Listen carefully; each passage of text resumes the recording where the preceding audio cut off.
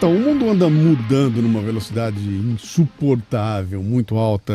A gente, quando depara com essa questão toda dessas mudanças uma atrás da outra, a primeira coisa que vem na cara da gente é essa dificuldade de lidar com o novo. Porque o novo traz mudança. As mudanças trazem instabilidade. E a instabilidade traz dentro dela a insegurança.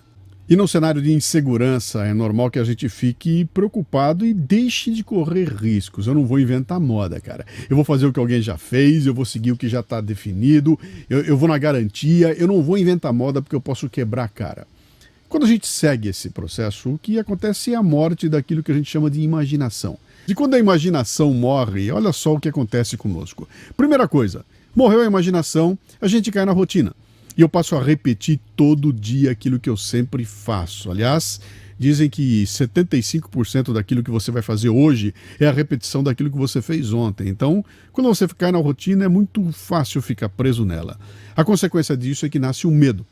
O medo vem da quebra da rotina. Olha, eu não estou vivendo no melhor dos mundos, não é bem assim que eu queria as coisas diferentes, cara, mas deixa assim, vai. Tá tão acomodado, eu já sei onde as coisas estão, não mexa na minha mesa, não tira as coisas do lugar, não tá bem arrumado, mas pelo menos eu sei onde elas estão. Quando alguém quebra a rotina, eu tenho medo. E a consequência do medo é a paralisação. Eu deixo de correr riscos e fico paralisado, não consigo mais tomar atitude nenhuma. O que vem na sequência é a mediocrização. Isso é um círculo vicioso, um círculo ruim, que só faz ampliar na cabeça da gente aquela coisa que a gente tem dentro de nós desde que a gente nasce. E o nome daquilo é medo. Veja só, desde que a gente nasceu, a gente tem medo, e isso vem lá das eras ancestrais, quando a gente era nada mais nada menos do que macacos, né? E quando a gente desceu das árvores, o que aconteceu foi começar a ser perseguido por alguns animais que queriam comer a gente. Então, é normal, desde que a gente nasce com medo. Portanto, todo mundo tem, e ter medo não é uma coisa ruim. Tem algumas regras que a gente pode seguir para transformar o medo em alguma coisa que esteja a seu favor. Primeira coisa, você tem que ver se o teu medo é razoável. Por exemplo, eu tenho medo de voar de avião.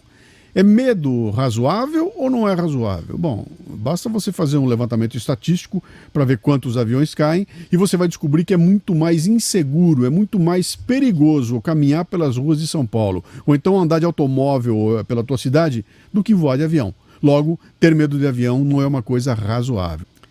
E esse é um exercício de usar também a tua lógica. Eu estou me metendo numa fria, isso aqui é mais do que eu posso fazer, eu tenho condições de levar adiante, eu sei o que eu devo fazer, eu não sei. Então eu tenho que entender que contexto é esse que eu estou me metendo e se dentro dele eu vou ter condições de encontrar soluções. O outro ponto importante tem a ver com quais são os cenários possíveis. E esse é um exercício que eu devo fazer antes de começar a ficar apavorado ou paralisado pelo medo.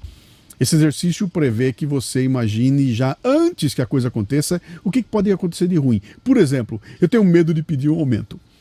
Mas vamos fazer um exercício, cara. Quais são os cenários possíveis se eu pedir um aumento? Por que eu tenho medo? Eu tenho medo porque se eu pedir um aumento eu vou ser mandado embora? Bom, quantas pessoas pediram aumento e foram mandadas embora antes? Talvez não sejam tantas assim, ou talvez ninguém, né? Segundo cenário possível, eu posso ganhar o aumento. Opa, pedi e ganhei, que legal. Terceiro cenário, eu posso não ganhar o aumento. A pessoa dizer para mim, não, você não merece, não vai ganhar, trabalhe mais. Quer dizer, quando você começa a analisar os cenários possíveis, você descobre que aquele cenário horroroso talvez seja o menos provável de todos. Ou o mais provável é aquele que, olha, não deu, continue trabalhando, mostre que você pode agregar valor, que você assim pode pensar em conseguir um salário, um aumento salarial lá na frente. Dá para ter medo disso? Outro ponto importante. Quais são as consequências possíveis? Eu estou metido numa situação, eu posso quebrar minha cara, e se eu quebrar minha cara, quais são as consequências? Então, vamos voltar àquele exemplo do salário. Além de eu não receber o salário, eu fui mandado embora, e a consequência possível é o quê? Virei um mendigo, estou na rua, moro na rua, perdi minha família, perdi tudo. Vem cá, cara. Fala com as pessoas que você conhece que quebraram a cara de verdade, e veja quantas foram parar na rua da amargura.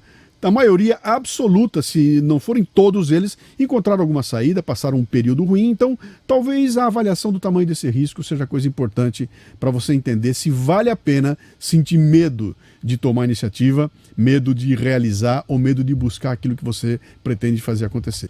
E medo é um negócio interessante porque quando você consegue aprender a lidar com ele, ele trabalha a teu favor. Deve haver algum momento na sua vida que você teve que tomar alguma decisão importante. Você teve que dizer sim ou não, teve que aceitar, teve que abrir mão na hora de comprar alguma coisa cara demais. Então, na hora de você tomar essa decisão importante, teu estômago ficou gelado. E você sente aquilo, cara, eu tô com um frio no estômago e a primeira coisa que vem na cabeça da gente é uma sensação de medo. Sabe por quê? Porque a gente entende que aquele frio no estômago nada mais é do que um aviso que o corpo está dando para nós de que nós estamos indo longe demais. Estou com frio no estômago porque estou indo longe demais. Mas talvez a pergunta aqui seja outra, sabe? Quem já entendeu como é que o medo funciona, usa esse medo no estômago, esse gelo no estômago a seu favor. Eu, por exemplo, eu aprendi o seguinte: toda vez que eu vou tomar uma decisão importante e o meu estômago gela, eu escuto minha mente dizendo para mim o seguinte: bicho, o que você está tentando fazer, hein? Você está tentando escolher alguma coisa que a maioria das pessoas não escolhe? Sim. Você está tentando ir para um lugar que ninguém vai? Sim. Você está tentando ir buscar alguma coisa que está além da tua capacidade? Sim. Você está querendo ser mais do que os outros? Sim, claro que sim.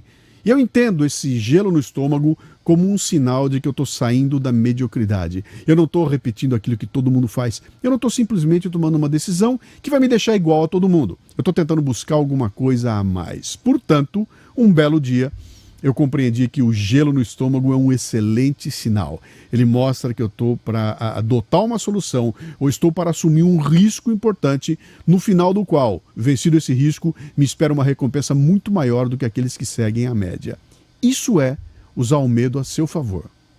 Por isso que é tão importante entender a diferença entre medo e covardia. É o medo que te obriga, quando você vai atravessar uma rua, você olha para os dois lados para não ser atropelado. Isso é o medo. O medo é bom e ele funciona a nosso favor. Covardia é diferente.